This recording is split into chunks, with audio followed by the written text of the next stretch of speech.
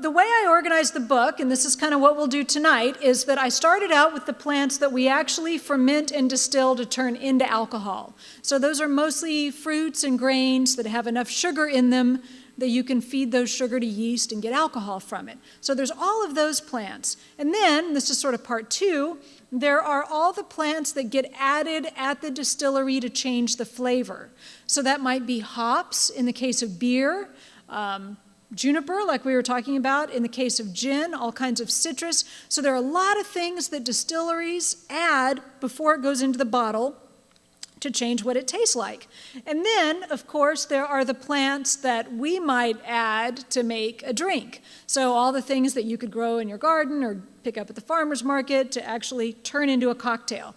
So these are sort of the three ways that plants get used to make alcohol, and we will do a little bit of all of this. So margarita, very classic, very simple drink, but let's look at what really takes to make one of these. Of course, you have to start with the agave. So this is a plant, as Californians, you should be pretty familiar with, right? And the variety that they use in Mexico, the particular species that they use in Mexico to make tequila is agave tequilana, not surprising. And it has to be this particular cultivar called Weber Blue, and it can only be grown in a particular region of Mexico, kind of like how champagne has to come from a particular part of France. So there's all these rules about it.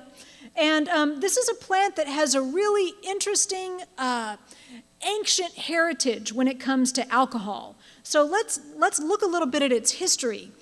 It used to be before, long before Europeans arrived, native people were already using agave to make alcohol. We have cave paintings, we have a lot of historical, even there's a scientist that does this analysis I was talking about on the residue of pottery shards. There's all kinds of ways to analyze and know how far back into pre-Columbian Mexico agave was used to make alcohol.